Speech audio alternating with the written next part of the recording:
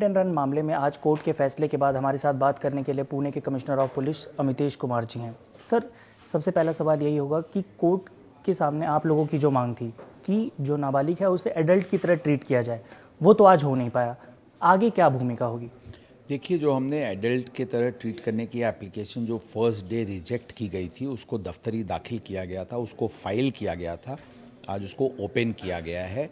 उस केस में आज एक्यूज्ड को से करने के लिए टाइम दिया गया है और 24 तारीख को वो मैटर लिस्टेड है। इस केस में हमारी ऑलरेडी डिटेल विस्तृत एप्लीकेशन है। मैं विश्वास है कि उसमें हमको फेवरेबल ऑर्डर मिलेगा।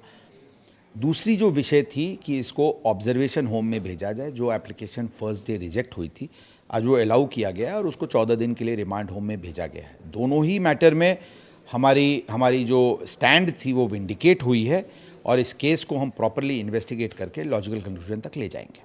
सर, जैसा कि आपने बताया कि शुरुआत से ही पुलिस ने धारा 304 लगाया, शुरुआत से ही पुलिस ने इस पर काम किया, लेकिन लगातार पुलिस की छवि के ऊपर भी कई सवाल खड़े किए गए। एसीपी की रैंक के ऑफिसर को तैनात किया गया है इस पूरे जांच के लिए। उस जांच प्रक्रिया पर अभी तक क्या हुआ है? देखिए, इन्वेस्टिगेशन एक एसीपी कर रहे, एक दूसरी जो इंक्वायरीज जिस प्रकार की एलिगेशन हुई थी उसके बारे में इंक्वायरी की जा रही है।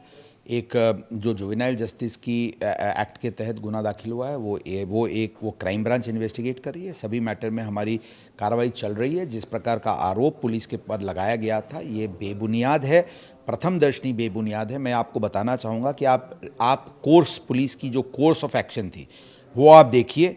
मैं बार बार बोल रहा हूँ कि कोई भी लीगल पैनल के सामने मैं ओपन डिबेट पे जाने को तैयार हूँ। अगर कोई हमको इससे बेटर पाथ, इससे कोई ज़्यादा स्ट्रिंजेंट पाथ अगर कोई हमको सजेस्ट कर सकता है, I am ready for a discussion. We have adopted, हमने शुरुआती से ही बहुत ही स्ट्रिंजेंट पाथ अपनाया है और वही हमारी स्टैंड शुरुआत से ही रही है।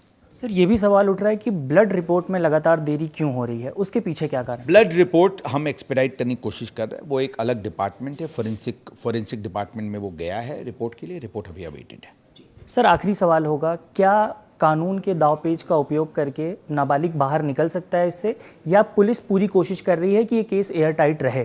पुलिस पूरी तरीके से प्रयत्न कर रही है कि एक वाटर टाइट केस बने जिसमें एक्यूज्ड जिसने एक्सीडेंट किया, जो फादर और पब ओनर्स जिन्होंने जुवेनाइल जस्टिस एक्ट के तहत गुनाह किया है, दोनों में उनको सज़ा मिले और जो विक्टिम है उसको जस्टिस मिले। सर, क्या फादर की भूमिका के ऊपर भी कई सवाल उठ रहे हैं? पुलिस को मैनिपुलेट करने की कोशिश, भागते हुए भी उन्होंने कई सिम बदले, गाड़ियां बदली, क्या उनकी भी भूमिका इसमें उतनी ही है? पूरी ही उनकी भूमिका और उनकी जो एक्टिविटी थी और घटनाक्रम थी उसकी पूरी तपास की जा रही है। जो भी उसमें दोषी पाया जाएगा उसके विरुद्ध कार्रवाई की जाएगी। इंडिया टीवी से बात करने के लिए आपका बहुत बहुत शुक्रिया। ये थे हमारे साथ पुणे के commissioner of police Amitesh Kumar. Camera person Vijendra के साथ साकेत राय, इंडिया टीवी, पुणे।